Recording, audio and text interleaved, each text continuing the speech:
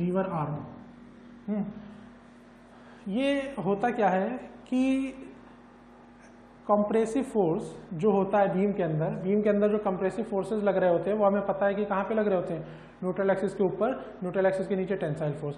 तो tensile force जो आएगा मैक्सिमम जहाँ पे लग रहा होगा वो जहाँ पे सरिया मौजूद है जिस पॉइंट पे, वहाँ पे हो रहा होगा।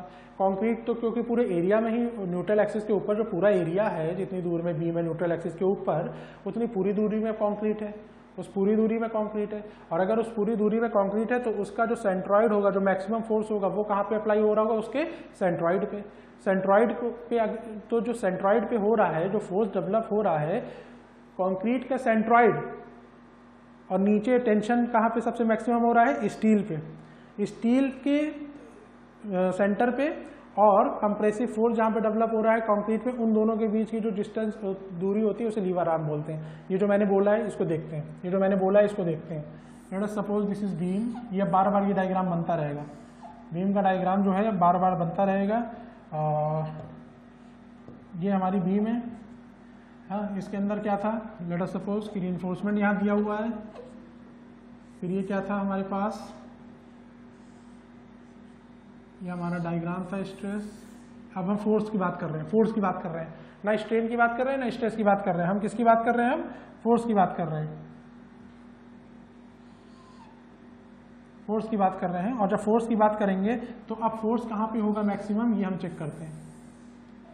फोर्स की बात कर रहे हैं, फोर्स कहाँ पे मैक्सिमम होगा ये चेक करते हैं। लेट अस सपोज कि ये जो है this is our depth of neutral axis, और यहाँ से यहाँ तक एक्सए है, ठीक, और ये पूरा this is what sigma S T by M, मैंने पहले ही बोला था कि अब हम इसको sigma S T by M लिखेंगे, ठीक है। यहाँ पे हम इसको क्या बोल सकते हैं, सिग्मा सी बी सी बोल सकते हैं, ठीक। अब देखो this is D minus x. अब देखो हो क्या रहा है कि ये जो पूरा एरिया है, ये जो पूरा एरिया है इसमें कंक्रीट मौजूद है, और ये पूरे की पूरा जितना भी एरिया है कंक्रीट का, ये सारा का सारा कंप्रेसिव फोर्स को झेल रहा है। कंप्रेसिव फोर्स को झेल रहा है तो यहाँ पे जो फोर्स झेलने का वो होगा, सबसे मैक्सिमम फोर्स कहाँ पे आ रहा होगा, यहाँ पे आ रहा होगा, क्योंकि यहाँ लोड अप्लाई है, ठीक। तो ये फोर्स यहाँ पे कहीं इसके सेंट्रॉइड पे, मैक्सिमम फोर्स कहाँ पे डेवलप होगा, इसके सेंट्रॉइड पे।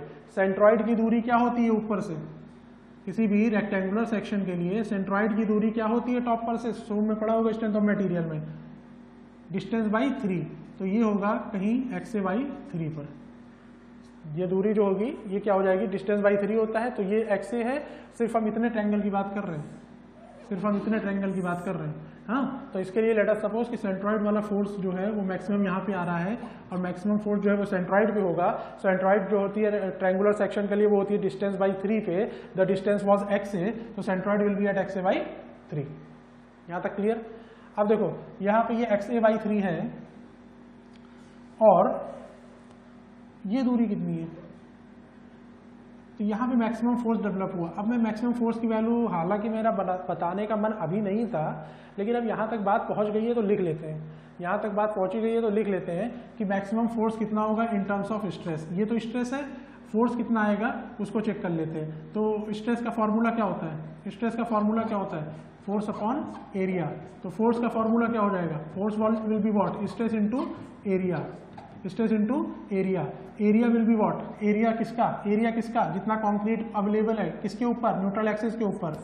न्यूट्रल एक्सिस के ऊपर कितनी कंक्रीट अवेलेबल है, इतनी अवेलेबल है। इसका एरिया कितना होगा, दिस डिस्टेंस इज बी, हमेशा बी ही रहती है, याद रखना, बी इंटू एक्स ए, क्योंकि रेक्टेंगुलर है, B into X A will be the area, ठीक, B into X A, clear.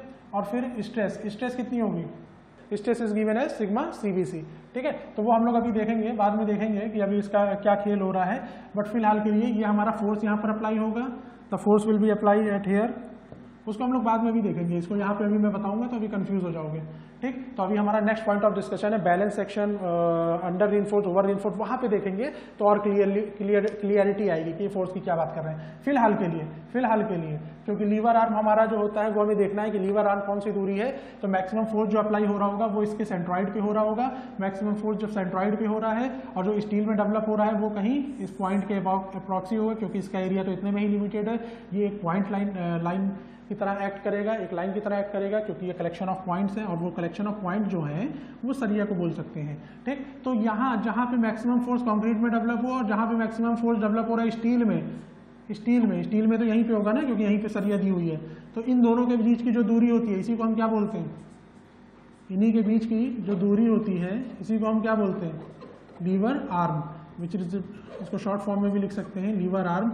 अब मुझे बताओ ये लीवर आर्म की दूरी कितनी होगी, अब मुझे बताओ कि ये लीवर आर्म की दूरी कितनी होगी। बहुत क्लियर है ना, ये x से y3 था, यहां से यहां तक x से y3 है, इसके ऊपर ये यहां से यहां तक कितना हो जाएगा, और ये पूरा क्या था, ये पूरा क्या था, ये स्मॉल d था यहां से यहां तक। हमें निकालना कौन सा है, यहां से यहां तक का निकालना है, तो ये this will be d minus XA/3। तो ये हमारी लीवर आर्म हो गई, तो अलग भुजा इसे बोलते हैं। ठीक है, क्लियर है लीवर आर्म सभी को लीवर आर्म क्लियर है। अब देखो इस पे क्वेश्चन भी था, लीवर आर्म पे लगा लो तो बाकी का कॉन्सेप्ट भी क्लियर हो जाएगा। फोर्स की वैल्यू क्या होगी वो हम अभी बात करेंगे आगे, मैंने यहाँ पे इसलिए नहीं लिख रहा हूँ, अभी कंफ्यूज हो जाओगे। वो पूरा उसका टॉपिक पे ही एक्सप्लेनेशन में ही डिस्कस करना है हमें कि फोर्स की जो मैग्नीट्यूड है वो कैसे निकालेंगे, कितना आएगा, वो अभी हम आगे करेंगे, अगला ही टॉपिक है। अब देखो इस पे क्वेश्चन भी है, सब लगा लेंगे। लीवर आर्म पे एक क्वेश्चन भी दिया हुआ है, ये सब लोग लगा लेंगे। क्वेश्चन में क्या बोल रहा है, a reinforced concrete beam is having an effective depth of 500 mm and actual depth of neutral axis from the top surface is 234 mm, find the lever arm. ये तो बहुत आसान है, इसमें तो कुछ भी नहीं करना, ऐसे क्वेश्चन पूछता है वो, और हालांकि कॉन्सेप्ट क्लियर करने के लिए क्वेश्चन और जरूरी है। तो देखो क्या बोल रहा है, a reinforced concrete beam has an effective depth. एक बीम है, जैसे ही बोले बीम देखो ऐसे बना लो, सिंगली बोल रहा है, अभी इसने कुछ नहीं बोला ऐसा है, have an effective depth. Effective depth जो है वो दी हुई है, अब बीम ना बनाए तो भी हम लिख सकते हैं। इफेक्टिव डेप्थ स्मॉल डी से बताया जाता है, which is represented which is given as 500 mm। हाँ, actual depth of neutral axis, actual depth of neutral axis किससे डिनोट करते हैं, एक्स ए से। क्रिटिकल डेप्थ किससे, एक्स सी से। यहाँ पे बात किसकी कर रहा है, actual depth of neutral axis. Actual depth of neutral axis means X A. X A की वैल्यू दी है टॉप सरफेस से कितनी, 234 mm। कितनी दी है, 234 mm। ठीक, तो मतलब अगर ये स्ट्रेस डायग्राम है इसका, ठीक है, और न्यूट्रल एक्सिस मान लो कहीं यहाँ जा रही है क्योंकि यहाँ पे पॉइंट है, तो टॉप सरफेस से इसने ये दूरी जो बोली हुई है दिस इज गिवन एज 234। ठीक, ये 234। Find the lever arm, lever arm निकालनी है। लीवर आर्म का फॉर्मूला सभी को पता है, सभी को पता है, फिर से दिखा भी दे रहा हूँ। क्या था, स्मॉल डी माइनस XA/3। ये तो बेकार सा था, बिल्कुल छोटा सा क्वेश्चन है, बस कॉन्सेप्ट इससे क्लियर हो सकते हैं। देखो क्या था फॉर्मूला, d माइनस XA/3 कर दो, d माइनस XA/3। चलो चला गया, फिर से लिख दे रहा हूँ, d माइनस XA/3 लिख लो। Lever arm equals to d minus XA/3। d जो है हमें दिया हुआ है, d is given as what, 500 mm and XA is given as what, XA is given as, XA हमें दिया हुआ है 234। ठीक है, equals to small D is 500 minus XA की वैल्यू इज 234 डिवाइडेड बाई 3। जितनी भी वैल्यूज है उनको एक बार चेक कर लेना कि कहीं पे कुछ गड़बड़ ना हो, वैल्यूज सारे देख लेना और कैलकुलेशंस के स्टेप्स को याद रखना, वैल्यूज अपना चेक कर लेना अपने हिसाब से, तो ये सबको क्लियर हो गया होगा। तो अब ना, जब अभी देखो जैसे मैंने 2-3 क्वेश्चन इसके लगा लिए, तो मुझे ये चीज़ अब समझ में आने लगी, हम लोग को ये चीज़ समझ में आने लगी कि इसने बोला है कि रीइंफोर्स्ड कंक्रीट बीम है जिसकी इफेक्टिव डेप्थ 500 है, तो अब बार बार ना बनाए तो भी हम बता ले जाएंगे effective depth mean small D की वैल्यू इन्होंने दे दी। Depth of neutral axis from the top surface, depth of neutral axis इन्होंने 234 दी हुई है, मतलब हमें पता चल गया। ठीक, अब किसी ने, अब दिमाग में ये भी आएगा कि ये कैसे पता कि XA है, ये कैसे पता कि XA है, तो तुम XC रख लो, फॉर्मूला तब भी यही रहेगा।